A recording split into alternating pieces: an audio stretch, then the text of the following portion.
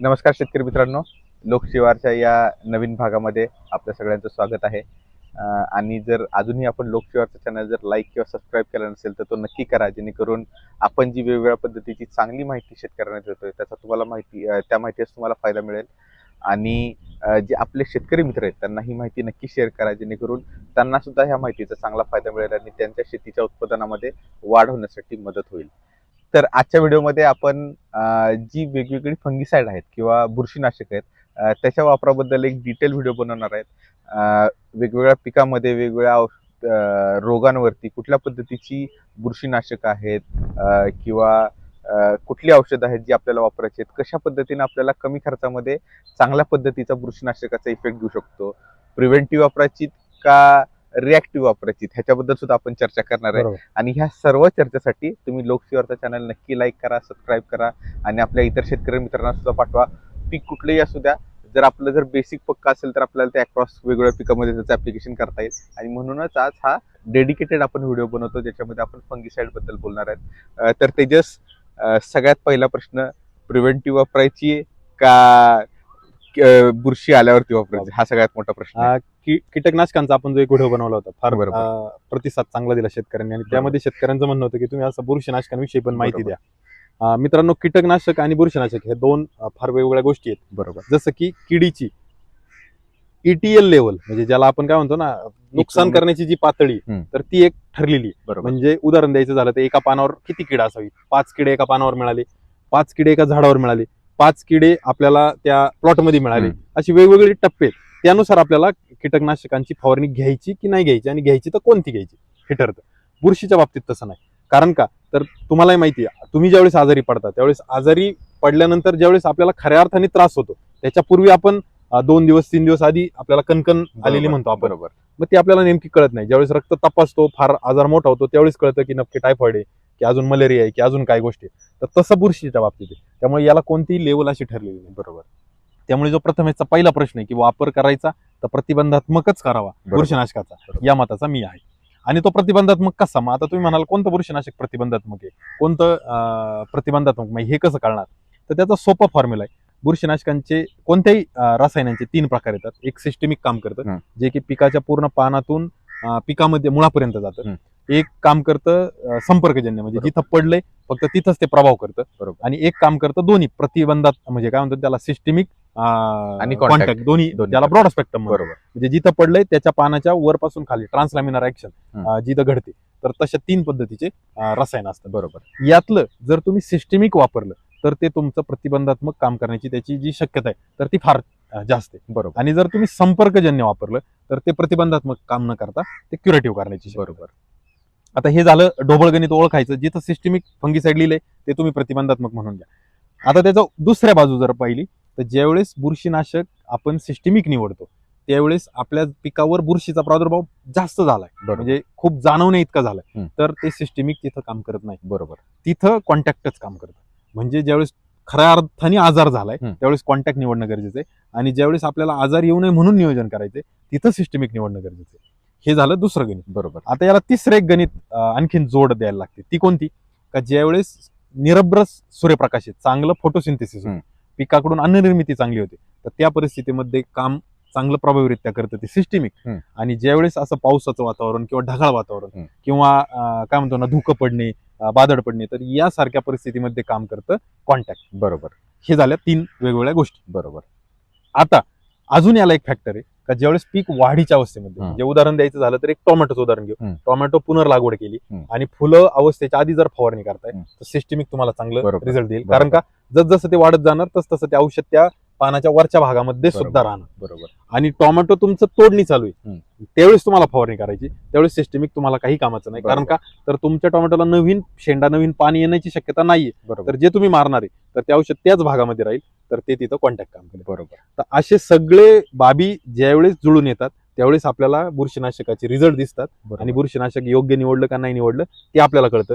कीटकनाशकापेक्षा हे थोडंसं कॉम्प्लेक्स किंवा ज्याला काय म्हणतो ना आपण ट्रिकी आहे, आणि ते सांभाळून जर आपण केलं तर नक्कीच आपल्याला त्याचा फायदा जास्त मिळतो. बरोबर. आणि आणखीन एक गोष्ट ह्यामध्ये लक्षात ठेवायची की बऱ्याच वेळेला आपण ह्या कन्फ्युजन मध्ये असतो, हं. अरे घेऊ का नको घेऊ, हो. घेऊ का नको घेऊ. पण असं ज्यावेळी तुम्हाला वाटतं की बुरशीनाशकाचा स्प्रे घेतला पाहिजे, त्यावेळी हमखास त्यावेळी जर घेतला तर तुम्हाला चांगले रिझल्ट मिळतील. कारण जेवढे दिवस तुम्ही वाट बघाल बुरशीनाशकामध्ये, तेवढं नुकसान जास्त होतं आणि तोपर्यंत वेळ गेलेली असते. तेजस, आता आपण जर बुरशीनाशकाचा विचार केला तर सगळ्यात पहिल्यांदा आपण ड्रेंचिंग पासून ह्याचा चालू करूयात. हो. वापर कसा करायचा किंवा कुठलं बुरशीनाशक वापरायचं. हो. तर जी पहिला टप्पा आहे, ज्या ज्या पिकामध्ये पुनर्लागवड केली जाते त्याच्यामध्ये ड्रेंचिंग हा फार महत्वाचा टप्पा आहे. हो. ज्याच्यामध्ये मूळकूज असेल बरोबर. किंवा डॅम्पिंग ऑफ असेल किंवा बरोबर. कॉलर रॉट असेल, अशा वेगवेगळ्या पद्धतीचे त्याच्यामध्ये प्रॉब्लेम्स येतात. Yes. तर अशा परिस्थितीमध्ये कुठल्या पद्धतीचे बुरशीनाशक वापरले पाहिजेत? आता बघा, ज्यावेळेस तुम्ही पुनर्लागवड करता, हं. जे मगाशी मी गणित सांगितलं ते जर तुमच्या डोक्यात बसलं असेल तर तुम्हाला लॉजिक लगेच लक्षात येईल. बरोबर. पुनर्लागवड करता त्यावेळेस पीक बुरशीनाशक खेचून घेऊ शकत नाही, हं. मुळं जोपर्यंत सक्रिय झाली नाही तोपर्यंत. बरोबर. जर तुमचं पीक लागवडीनंतर 15-20 दिवसांनी मर किंवा मुळकूज होतंय हं. तर ते खेचू शकतं, बरोबर. परंतु लागवड केल्या गेल्या जर करतंय तर ते खेचू शकत नाही. मग अशा परिस्थितीमध्ये तिथे कॉन्टॅक्ट काम करतात. बरोबर. मग जसं कॅप्टन सारखा घटक आहे, मँकोझेप सारखा घटक आहे, कॉपर सारखा घटक आहे, तर कॉन्टॅक्ट काम करतात. ज्यावेळेस तुमचं पीक लागवड करून 8-15 दिवस, महिना झालाय आणि मग ही समस्या यायला लागली, मग तुम्हाला वापरायचे, तर तिथं सिस्टमिक काम करतं. मग बरोबर. एलिएट किंवा फॉसिटिल एल सारखा घटक आहे, मेटॅलेक्झिल सारखा घटक आहे, कार्बन सारखा घटक आहे, थायफोनेट मिथेल सारखा घटक आहे, जो सिस्टमिक आहे, बरोबर. तो तिथं काम करतो. तर हा दोन मधला फरक आहे. मग तेजस, जेव्हा आपण ड्रेंचिंग करणार आहे तर त्याचा वापर कसा करायचा? कारण त्याच्यामध्ये 2 विषय आहेत. सगळ्यात पहिला म्हणजे प्रमाण किती वापरायचं. हो. जर प्रमाण कमी जास्त झालं तर बऱ्याच वेळा स्कॉर्चिंग सारखा इफेक्ट येतो. येऊ शकतो. दुसरा, ज्यावेळी आपण ड्रेंचिंग करतो त्यावेळी बरेच शेतकरी त्याच्यामध्ये सीवीड असेल किंवा ह्युमिक ॲसिड किंवा एखादं कीटकनाशक असेल किंवा खत असेल, ह्याचा सुद्धा वापर करतात. तर अशा परिस्थितीमध्ये कशा पद्धतीने आपण वापर केला पाहिजे त्याचा? जसं आपण पाहिलं, जी पीक सुरुवातीच्या अवस्थेत आहे तर कॉन्टॅक्ट वापरतो. कॉन्टॅक्ट मध्ये जे कॅप्टन किंवा तुमचं मँकोझेप, कॉपर यासारखे घटक आहे. वेलवर्गीय पिकं जी आहेत, जी नाजूक आहेत, तिथं मँकोझेप चालत नाही. टोमॅटो, मिरची सारख्या पिकांना मँकोझेप चालतं. बरोबर. त्यामुळे मँकोझेपचा वापर तशाच ठिकाणी करा. जो पीक वाढल्यानंतर म्हणजे साधारण 15 दिवसाचं किंवा फुलोर अवस्थेमध्ये जे डायबॅक वगैरे येतात, त्यावेळेस जर तुम्ही सिस्टमिक वापरलं, मेटॅलेक्झिल किंवा एलिएट सारखे, तर त्यावेळेस ते तुम्हाला फायदेशीर ठरतात. आता याचा जो डोस आहे, जो फवारणीच्या डोसपेक्षा दुप्पट डोस आपल्याला ड्रेंचिंगला घ्यायचा असतो. म्हणजे उदाहरण द्यायचं झालं तर एलिएट फवारणीसाठी आपण 30 ग्रॅम प्रति पंप घेतो, तर ड्रेंचिंगसाठी आपण 50 ते 60 ग्रॅम घेतलं पाहिजे. बरोबर. मेटॅलेक्झिल, मँकोझेप फवारणीसाठी आपण 2.5 ग्रॅम प्रति लिटर घेतो, तर ड्रेंचिंगसाठी साधारण 4 ते 5 ग्रॅम घेतलं पाहिजे. तर असा दुहेरी डोस करायचा. आणि ड्रेंचिंग करत असताना जमिनीत जास्त ओल नसावी, म्हणजे वापसा किंवा थोडासा कोरडेपणा असा. ज्यावेळेस आपण ड्रेंचिंगचं द्रावण रोपाच्या भोवती टाकू त्यावेळेस ते तिथल्या तिथं लगेच शोषून गेलं पाहिजे. ते इकडे तिकडे त्याचं वहन नाही झालं पाहिजे. जर वापसा असेल तर वहन होणार नाही, कोरडी असेल तर वहन होणार नाही, आणि जर ओल असेल तर ते वाहत जाईल, आणि ते वाहत गेलं तर मग ते कदाचित मुळांवर किंवा खोडावर दुष्परिणाम करू शकतं. बरोबर. तर ही काळजी घेतली पाहिजे. बुरशीनाशक ठिबकनी जर सोडले तर ते पूर्ण जमिनीमध्ये किंवा भरपूर मोठ्या जागेमध्ये पसरू शकतात. तो एक बेनिफिट आपल्याला मिळेल. तर ठिबकनी सुद्धा जर आपली सिंचन जी ठिबक संच तो जर अगदी व्यवस्थित काम करतो तर तेही तुम्ही नियोजन करू शकता. फक्त अशा परिस्थितीमध्ये आपल्याला प्रमाण थोडंसं वाढवावं लागेल, कारण त्यावेळी आपलं जे ठिबक आहे ते सर्व ठिकाणी भिजवतं, त्यामुळे थोडंसं प्रमाण आपल्याला वाढवावं लागेल. तेजस, आता ही झाली आपली पुनर्लागवडीनंतरची परिस्थिती. पण त्याच्यानंतर जेव्हा आपण थोडंसं पुढे जातो, जो बुरशीचा जो सगळ्यात मोठा जो अटॅक येतो तो जेव्हा झाड जेव्हा आपल्याला फुलं पात्यावर असतं त्यावेळेला बुरशीचा अटॅक येतो. मग अशा परिस्थितीमध्ये कुठल्या पद्धतीची बुरशीनाशक वापरली पाहिजे, तिथे कसा आपल्याला जास्तीत जास्त चांगला फरक मिळू शकेल? आता याच्यामध्ये जर आपण वर्ग 3 वर्ग जर केले तर एक आहे पावडरी मिल्ड्यू, ज्याला भुरी रोग म्हणतो. बरोबर. जो की दव किंवा थंडी असताना तो जास्त प्रमाणात येतो. एक आहे डाउनी मिल्ड्यू, जिथं दमट वातावरण आहे आणि तापमान आहे तर तिथं डाउनी मिल्ड्यूची समस्या येते. हे 2 वर्ग झाले. आणि तिसरा एक वर्ग आहे जिथं तांबेरा, अँथ्रॅकनोज किंवा करपा, मग उशिरा येणारा करपा, लवकर येणारा करपा, किंवा पानावर येणारा टिक्का यासारखे रोग. तर भुरीसाठी चालणारं बुरशीनाशक डावणीसाठी चालेलच असं नाही, फार थोडी दोन्हीला चालतात. करपासाठी चालणारे एकतर भुरीला चालतात किंवा डावणीला चालतात. म्हणजे डावणीवाला करप्यावर काम करेल, भुरीवाला करप्यावर करेल, पण करप्यावाला डावणीवरच करेल असं नाही, किंवा करप्यावाला भुरीवर करेल असं नाही. त्यामुळे हे 3 वर्ग जर आपण वेगवेगळे टार्गेट ठेवले तर त्या अनुषंगाने आपल्याला बुरशीनाशकाची निवड करायची. मग भुरीच्या वर्गामध्ये चालणारे कोणते कोणते, तर भुरीच्या वर्गामध्ये जे आपलं कार्बन एन्झाईम घटक आहे, हं. थायोपिनट मिथेल जे रोको नावाने आपण वापर करतो, सल्फर सारखे घटक आहेत ते भुरीला चालतात. त्यानंतर झोल लिहून येतं सगळ्यात शेवटी, हेक्साकॉनिझॉल, ट्रायकॉनिझॉल, टेट्राकॉनिझॉल, हे सगळे शेवटी जे झोल लिहिले, टेबुकॉनिझॉल, तर हे झोलवाले घटक आहेत ते सगळे भुरीला चालतात. आणि मी जसं म्हणलं भुरीवाले सगळे टिक्का, कार्पा, अँथ्रॅकनोजला चालतात. आता दुसरा जो वर्ग आहे तो डाउनी मिल्ड्यूचा. डाउनी मिल्ड्यू चा जो वर्ग आहे तर तो ज्यावेळेस उष्ण किंवा दमट वातावरण आहे त्यावेळेस डाउनीची शक्यता येते. तर त्यामध्ये मेटॅलॅक्झिल हा घटक आहे, कॉपर हा घटक आहे, मँकोझेब हा घटक आहे, तो डाउनीला चालतो. त्यानंतर जो आपला मार्केटमध्ये एलिएट सारखा घटक आहे तो डाउनीला चालतो. हे सगळे जे काही वर्ग आहेत तर हे दोन्ही वेगवेगळ्या पद्धतीने दोन वेगळ्या याच्यावर चालतात, पण कार्पा आणि टिक्का याच्यावर दोन्ही पण काम करतात. तर अशा पद्धतीने आपल्याला बुरशीनाशकाची निवड करायची. आता भुरी येण्याची जी शक्यता आहे तर ती पिकाच्या अवस्थेवर पण आहे.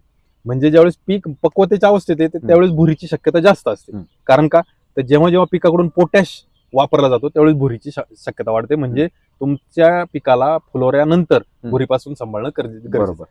आणि डाउनीची शक्यता कधी, ज्यावेळेस पीक फॉस्फरस जास्त वापरतं, म्हणजे वाढीच्या अवस्थेमध्ये फुलं येईपर्यंत ज्यावेळेस पीक फॉस्फरस जास्त वापरतं त्यावेळेस डाउनीची शक्यता आहे. त्यामुळे तुम्हाला कोणता घटक निवडायचा हे त्याच्यावरून तुम्हाला अंदाज लावता येईल.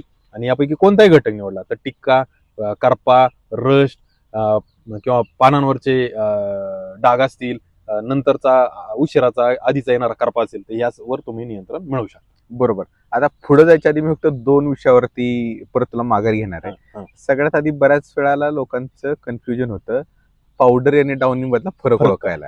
तर तो फरक ओळखायचा कसा? म्हणजे कसं आहे, कुठलाही रोग जेव्हा आपण औषध फवारणार आहे तर त्याच्या आधी आपल्याला हा कळायला पाहिजे की तो रोग कुठला आहे. आधी डॉक्टरने व्यवस्थित निदान केलं तर औषध बरोबर जाणार आहे. पण ते निदान कसं करायचं हा झाला पहिला प्रश्न. आणि दुसरा प्रश्न आहे, बऱ्याच वेळेला लोकांना लवकर येणारा करपा, उशीर येणारा करपा ह्याच्यामध्ये कन्फ्युजन होतं. कारण दोघांची मोड ऑफ ऍक्शन वेगळी आहे, दोघांसाठी लागणारी औषधं वेगळी आहेत.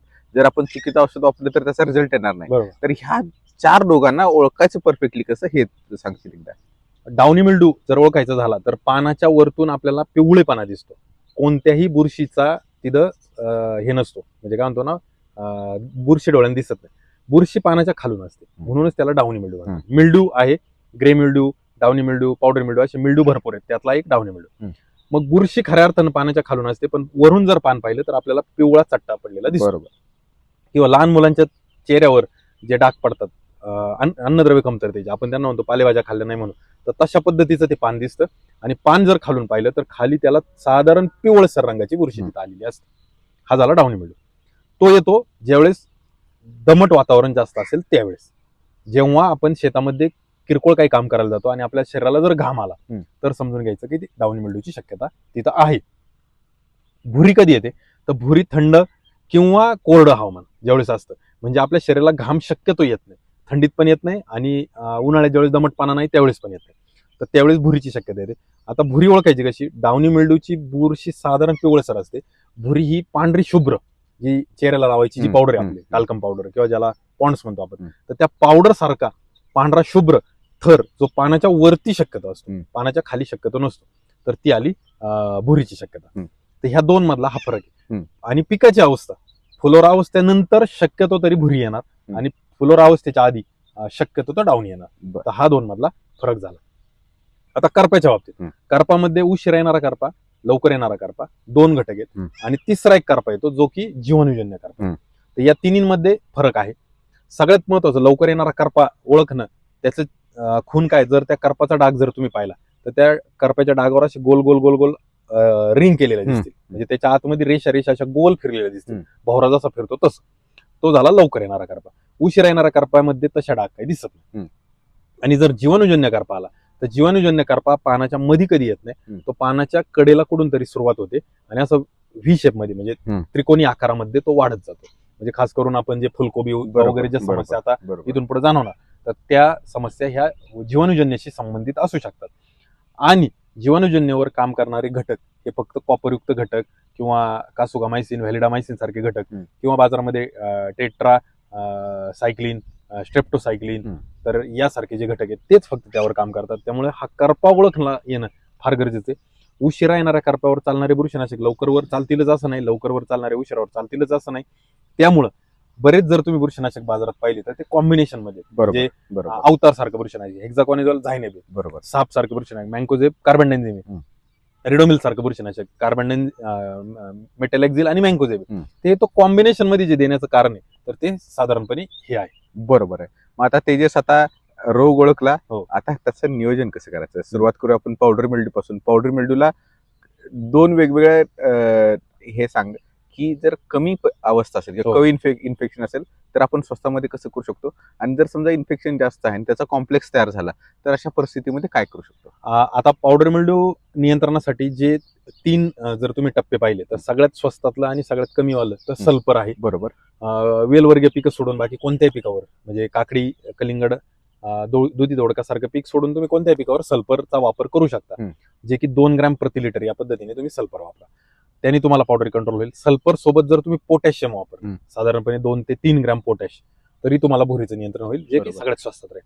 त्याच्यापेक्षा थोडंसं भारी जर घ्यायचं झालं तर झोल फॅमिलीतले जे काही ग्रुप मधले जे काही फंगिसाइड आहेत, मग त्यामधला टेब्युकॉनिझॉल, म्हणजे जो आपला फॉलिक्युअर आहे किंवा टिल्ट आहे किंवा स्कोर आहे, तर या 2-3 पैकी एकाची निवड जर तुम्ही केली, साधारणपणे 1 मिलीच्या आसपास त्याचे डोस झोल फॅमिली मधल्यांचे, तर ते तुम्ही जर फवारणी केली तर तुम्हाला भुरीचं नियोजन जे यापेक्षा थोडंसं महागडं किंवा खात्रीशीर राहील. आता तिसरा जो आहे तर तो स्ट्रोबिलिरिन ग्रुप आहे. स्ट्रोबिलिरिन ग्रुप हा असा आहे, हा रिस्क मधला ग्रुप आहे. म्हणजे जो मी पहिला सल्फर बोललो त्या ग्रुपला काही रिस्क नाही, तुम्ही एक पेक्षा किती पण स्प्रे घ्या, बरोबर, तुम्हाला त्या बुरशीनाशकाचा रेजिस्टन्स येणार नाही, ती बुरशी नियंत्रणात येऊ अथवा न येऊ ते बुरशीनाशक त्याच्यावर काम करत राहील. मधला जो ग्रुप आहे झोलवाला, तो थोडासा 50-50, म्हणजे त्याचा रेजिस्टन्स कधी कधी डेव्हलप होऊ शकतो जर वातावरण फार पोषक झालं आणि तुम्ही वारंवार तेच घेतले तर. आणि तिसरा जो आहे तो स्ट्रॉबिलिरिन ग्रुप आहे, त्याचा उपयोग पिकाच्या पूर्ण वाढीच्या अवस्थेमध्ये साधारण एखाद्या किंवा दुसऱ्या वेळेस तुम्ही करायचा आहे, त्याच्यापेक्षा जास्त तुम्ही उपयोग करायचा नाही. त्यामध्ये तुम्ही ॲझोक्सिस्ट्रोबिन आहे, याचा उपयोग करू शकता. ॲझोक्सिस्ट्रोबिन हा डाउनी आणि पावडरी आणि कार्पा या दोन्ही तिन्हीवर चालतो. बरोबर. परंतु वापर फार काळजीपूर्वक आणि काय म्हणतो ना त्याला, जबाबदारीने आणि डोस सुद्धा जबाबदारीने आपण जर केला तर तो तुम्हाला भुरीमध्ये हे 3 पर्याय तुमच्याकडे उपलब्ध राहू शकतात. बरोबर. आणि तेजस, आता हे झालं पावडरी बद्दल. पण पावडरी मध्ये बऱ्याच वेळा लोकांनी हे बघितलंय की असं होतं की पावडरी आलाय पण आपण त्याकडे दुर्लक्ष करतो, कारण आहे हा स्प्रे घेतलाय कव्हर होईल, पण पावडरीची जी नुकसान करायची ताकद आहे ती फार जास्त मोठी आहे. त्यामुळे जेवढ्या लवकर आपण त्याचा कंट्रोल करू तेवढं आपल्याला फायदेशीर राहणार आहे. आता हे झालं पावडरी बद्दल. आता डाउनी बद्दल काय स्प्रे घेतले पाहिजे? जसे 3 टप्पे आपण पावडरचे पाहिले तसे 3 टप्पे जर डाउनीचे पाहिले तर सगळ्यात स्वस्तातलं आणि सगळ्यात कमी रिस्कचं, म्हणजे रिस्क म्हणजे त्याचा कुठलाही साईड इफेक्ट नाही किंवा त्याच्याने रेजिस्टन्स डेव्हलप होणार नाही, तो म्हणजे M45. बरोबर. डायकार्बामेट ग्रुप मधला हा फंगिसाइड आहे. M45 किंवा ज्याला आपण डायथेन M45 किंवा मँकोझेब म्हणतो, तर तो मँकोझेब जो घटक आहे तो तुम्ही धुरळणीद्वारे, फवारणीद्वारे, ड्रेंचिंगद्वारे कशाही पद्धतीने वापरू शकता, आणि तो जर तुम्ही वापरला तर तुम्हाला कुठल्याही प्रकारचा रेजिस्टन्स नाही, धोका नाही, काही नाही. M45 चा अजून एक फायदा आहे, M45 हा घटक प्रतिबंधात जरी कॉन्टॅक्ट असला तरी प्रतिबंधात्मक काम करतो. तो कसं करतो? M45 हा घटक, BSF चा पॉलिरामिक घटक, हे 2च घटक असे आहेत का जे बुरशीच्या बियावर काम करतात. बरोबर. म्हणजे जे बीजाणू, जसं आपण निमुळी अर्क वापरायला लावतो किडीच्या औषधामध्ये जी अंडी नष्ट होते, तसं बुरशी येण्यापूर्वी बुरशीचे बीजाणू येतात, स्पोर्स येतात. ते बीजाणू ज्या वेळेस येतात त्या बीजाणूंना किंवा त्या स्पोर्सला मारण्याचं काम फक्त 2च बुरशीनाशक करू शकतात. ते एकतर BSFचं पॉलिराम किंवा M45 जे मँकोझेब, या 2 पैकी एकाचा वापर आहे. मग मँकोझेब हा डाउनी मिल्ड्यूसाठी किंवा पॉलिराम सुद्धा हा डाउनी मिल्ड्यूसाठी सगळ्यात बेसिक घटक आहे, जो तुम्ही कधीही सरसकट वापरू शकता. त्याच्या जोडीला कॉपर एक आहे जे तुम्ही वापरू शकता, जे कॉन्टॅक्ट काम करेल आणि बिलकुलही त्याचाही रेजिस्टन्स डेव्हलप होत नाही. त्यानंतर मधला जर टप्पा तुम्ही घेतला तर मधल्या टप्प्यामध्ये तुम्हाला मेटॅलेक्झिल आहे, जे की मिडियम रिस्कचं आहे, म्हणजे ज्याचा वापर जर तुमच्याकडून कमी जास्त झाला तर कदाचित ते कंट्रोलच्या बाहेर जाऊ शकतो आजार. त्याच्या खालोखाल सायमोक्झिनिल घटक आहे, म्हणजे कर्जत एमेड बाजारात येतं, ते तुम्ही वापरू शकता. त्यानंतर तिसरा जो घटक आहे एलिएट सारखा घटक आहे, तोही तुम्ही वापरू शकता. ॲक्रोबॅट सारखा घटक आहे, डायमिथोमॉर, तोही तुम्ही वापरू शकता. तर अशा पद्धतीने डाउनी मिल्ड्यूसाठी तुमच्याकडे 2-3 ऑप्शन आहेत. तिसरा थोडा हाय रिस्कचा जो ऑप्शन आहे तर त्यामध्ये 2 जे स्ट्रॉबिलिरिन ग्रुप मधले, एक तर पायराक्लोस्ट्रोबिन, म्हणजे जे कॅब्रोटॉप मध्ये तो घटक मिळतो तुम्हाला, किंवा ॲझोक्सिस्ट्रोबिन जो ॲमिस्टार टॉप असेल, कस्टोडिया असेल, किंवा ॲमिस्टार ऑप्टी असेल, या 2-3 पैकी तुम्हाला मिळू शकतो. पण तो तुम्हाला कधी सिंगल घेण्यापेक्षा तो कॉम्बिनेशन मध्ये घेतलेला तुम्हाला कधीशी फायदेशीर आहे, कारण का त्याची रिस्क जास्त आहे. कंट्रोल आला तर फार चांगला येतो, किंवा जर नाही आला तर बिलकुलच काही रिझल्ट येत नाही. तर त्यासाठी त्याच्या जोडीला तुम्हाला काहीतरी कॉम्बिनेशन बाजारात मिळतं किंवा तुम्हाला घेणं गरजेचं आहे. मग तेजस आता डाउनी मेल्ड्यूचं नियोजन झालं, पण असं काय आहे का की बाबा डाउनी मेल्ड्यूसाठी जेव्हा आपण फवारणी करणार आहे त्यावेळी सकाळी किंवा संध्याकाळी केली पाहिजे, ज्याच्याकडून आपल्याला जास्त परिणाम भेटू शकतो? आता हे जे डाउनी मिल्ड्यू असेल, पावडर मिल्ड्यू असेल, या दोन्हीचंही व्यवस्थापनामध्ये ज्यावेळेस तुम्ही कॉन्टॅक्ट फंगिसाइड घ्याल त्यावेळेस तुम्ही दिवसभरात कधी फवारणी करा, तुम्हाला त्याचा रिझल्ट चांगला मिळेल. बरोबर. कारण का, तर ते कॉन्टॅक्ट आहे, ते संपर्काने काम करणार. बरोबर. पण जर तुम्ही सिस्टेमिक घ्याल त्यावेळेस तुम्हाला शक्यतो ही फवारणी सकाळच्या वेळी केली पाहिजे. कारण का, तर फवारणी केल्यानंतर पुढील 2 ते 3 तास स्वच्छ सूर्यप्रकाश आपल्या पिकावर पडला पाहिजे. सूर्यप्रकाश म्हणते, ऊन नाही. तर सूर्यप्रकाश जर स्वच्छ पिकावर पडला तर पिकाचं फोटोसिंथेसिस चांगलं होईल, आणि याचा अर्थ ते पीक तुमचं सतेज आहे, ते पीक पूर्ण बुरशीनाशक खेचून घेण्यास मदत करेल, आणि याचा तुम्हाला फायदा जास्त कालावधीसाठी मिळेल. तर ही काळजी आपल्याला भुरी असेल किंवा डावणी असेल दोन्हींसाठी घेणं आपल्याला फार गरजेचं आहे. बरोबर. तेजस, आता बाजारामध्ये पण बरीच अशी बुरशीनाशके जी कॉम्बिनेशन मध्ये येतात. साधं उदाहरण घ्या, साफ. ते कॉम्बिनेशन मध्ये येतं, किंवा असं बऱ्याच वेळा होतं की आपण आपल्या मनानं कॉम्बिनेशन बनवतो. बरोबर. मग अशा पद्धतीमध्ये कुठलं योग्य राहील किंवा कुठल्या पद्धतीचे कॉम्बिनेशन बनवलं पाहिजे जेणेकरून आपल्याला जास्तीत जास्त फायदा मिळू शकतो? जसं तुम्ही साफ, अवतार, कोनिका हे बाजारामधले फेमस आहे, किंवा कस्टोडिया हे बाजारामधले फेमस आहे. बरोबर. हे बाजारामधले फेमस आहे. आता तुम्ही जर कॉम्बिनेशन बारकाईने पाहिले तर त्या कॉम्बिनेशन मध्ये कार्बनडायझिम, मँकोझेब साफ मधला गट. बरोबर. जो कार्बनडायझिम बाजारामध्ये तुम्हाला 50% आसपास मिळतो, आणि मँकोझेब साधारणपणे 75% आसपास मिळतो. मग 50 आणि 75 याची टोटल 100 पेक्षा जास्त. बरोबर. पण ज्यावेळेस साप घ्यायला जात त्यावेळेस तो तुम्हाला साप 100%च्या आतला, म्हणजे साधारण 63-12 किंवा त्या रेंजमध्ये मिळतो, म्हणजे तो 70-80%वर. बरोबर. बरोबर. म्हणजे कॉम्बिनेशन पेक्षा सेपरेट जर घेतलं तर नक्कीच तुम्हाला त्याची इफेक्टिव्हनेस वाढेल. बरोबर. अवतारचं उदाहरण घेतलं तर झायनेबे, हेक्झाकॉनिझॉल सेम घटक. हेक्झाकॉनिझॉल एकटा घेतला तर 5% येतो, पण अवतारमध्ये तो 4% मिळतो. बरोबर.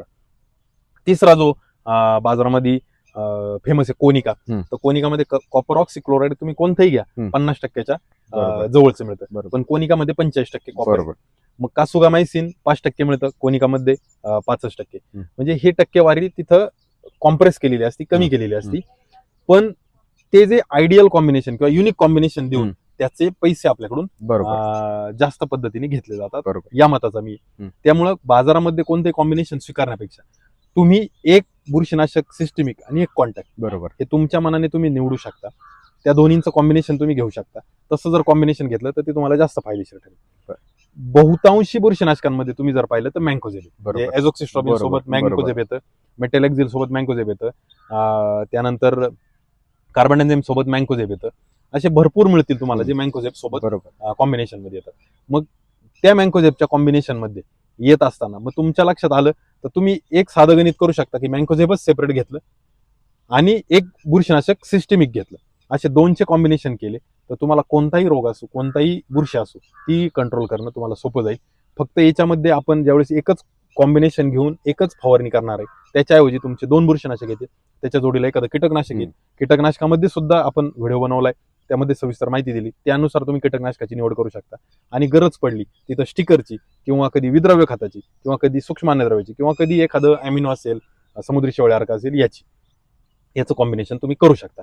मित्रांनो, बुरशीनाशक कीटकनाशक मारत असताना अन्नद्रव्याची किंवा जसं आपण हे बोललो समुद्री शेवाळार्क वगैरे याची गरज काय, तर ज्यावेळेस तुम्ही आजारी पडता त्यावेळेस डॉक्टर तुम्हाला व्हिटॅमिनच्या किंवा प्रोटीनच्या गोळ्या अवश्य देतात. कारण का, आजार बरा करण्यासाठी फक्त गोळ्या खाऊन चालत नाही, तर आपली जी शक्ती ती पण वाढली पाहिजे. आणि ती वाढण्यासाठी मग सिलिकॉन सारखे, समुद्री शेवाळार्क, अॅमिनो ऍसिड सारखे, ह्युमिक सारखे घटक तुमच्या पिकाला जाणं गरजेचं आहे. त्यामुळे कदाचित या बुरशीनाशकांमध्ये त्याचा जर वापर केला तर तुम्हाला फायदा नक्की होईल. पाऊस किंवा वातावरण पाहून स्टिकरची निवड करा. जर पाऊस वातावरण गरज नसेल तर स्टिकर तुम्ही टाळू शकता, त्याच्याऐवजी तुम्ही असे घटकही त्यात घेऊ शकता. बरोबर. आता हे झालं पावडरी बद्दल आपलं बोलणं झालं, डावणी बद्दल झालं. आता जे सगळ्यात महत्वाचं आहे करपा. कारण करपा हा वेगवेगळ्या पिकांवरती येतो आणि त्याच्यामध्ये आपल्याला नियोजन कसं करायचंय? करपा जी येण्याची समस्या आहे तर ती संबंधित आहे की आपल्याकडे ह्युमिडिटी किंवा आर्द्रता. कोरड्या याच्यात करपा शक्यतो तरी काही येत नाही. तर ह्युमिडिटी आर्द्रता म्हणजे जे आत्ताचं वातावरण बरोबर आहे. पावसाळी वातावरण, तर त्यामध्ये करप्याची समस्या फार मोठ्या प्रमाणात येते. आणि मग तो करपा लवकर आलाय उशिरा आलाय किंवा जीवाणूजन्य आहे की कसं आहे हे ओळखणं कठीण होतं. तर करपासाठी सगळ्यात कमी रिस्कचं आणि सगळ्यात स्वस्त कॉपर किंवा मँकोझेब घटक आहेत. त्याच्यापेक्षा थोडं जो मध्यम रिस्कचं जर आपण जर म्हणलं तर क्लोरोथॅलोनिल जसं की बाजारामध्ये कवच नावाने येतं, तर तो आपल्याकडे आहे जो मध्यम रिस्क मध्ये राहील. आणि सगळ्यात पॉवरफुल परंतु रिस्क ज्याची जास्त म्हणजे रेजिस्टन्स मध्ये त्याचा वापर आपल्याला पिकाच्या पूर्ण लाईफ सायकल मध्ये एखाद्या वेळेस करायचा आहे. तर ते क्रिसॉक्सिन मिथिल असेल जे की बाजारात आर्गॉन नावाने, किंवा पायराक्लोस्ट्रोबिन आहे जे की तुम्हाला कॅब्रेटॉप नावाने येईल, किंवा ॲझॉक्सिस्ट्रॉबिन आहे जे की बाजारामध्ये वेगवेगळे ॲमिस्टार टॉप, ॲमिस्टार ऑप्टी, कस्टोडिया यासारख्या नावाने येतील. अशा 3 पैकी एकाचा वापर करता येईल. परंतु जर जीवाणूजन्य करपाई हे जर आपल्याला ओळखता आलं नाही किंवा जीवाणूजन्य करपाईची जर शक्यता आपल्याला याच्यात जाणवली, तर आपण जे पहिलं किंवा दुसरा जो वापरतोय म्हणजे मँकोझेब कॉपरयुक्त घटक किंवा मधला जो क्लोरोथॅलोनिल वापरतोय, तर तो त्या घटकामध्ये आपल्याला कासुगामायसिन किंवा बरोबर. व्हॅलिडामायसिन बरोबर. याचा जर समावेश केला तर आपल्याला व्यवस्थित असे परिणाम त्याचेच जाणवतील आणि मग आपल्याला जीवाणूजन्य करपा जरी धोका वाटत असेल तोही आपल्याला थांबवतो. बरोबर. मला वाटतं शेतकरी मित्रांनो, आपण जी काय आता चर्चा करतो ती जी बुरशीनाशक आहेत, हो. ती ब्रॉड स्पेक्ट्रम जी करपा, डाउनी आणि पावडर ही 3 बरोबर. मेजर आपल्याकडे बुरशी येतात आणि हो. त्याच्याबद्दल आपण ही चर्चा करतोय. ही चर्चा तुम्हाला कशी वाटते हे ते नक्की सांगा. मला वाटतंय ह्या चर्चेतून तुम्हाला तुमच्या पिकासाठी कुठलं योग्य बुरशीनाशक बरोबर. निवडायचंय ह्याची पण तुम्हाला आयडिया होऊन जाईल. आणि जर तुम्ही अजूनही लोकशिवारचं चॅनल जर लाईक किंवा सबस्क्राईब केलं नसेल तर नक्की करा, जेणेकरून ही माहिती तुम्हाला सगळ्यात आधी पोहोचेल आणि आपल्या शेतकरी मित्रांना सुद्धा माहिती द्या, जेणेकरून त्यांना कमी खर्चामध्ये कसं बुरशीचं नियोजन करायचं ह्याच्याबद्दल सुद्धा बऱ्यापैकी माहिती मिळेल. मला वाटतंय ह्या बुरशीनाशकाच्या चर्चेमध्ये आज आपण इथंच थांबूया. पुढच्या वेळी अशाच एखाद्या नवीन टॉपिकसह भेटूया. तोपर्यंत धन्यवाद.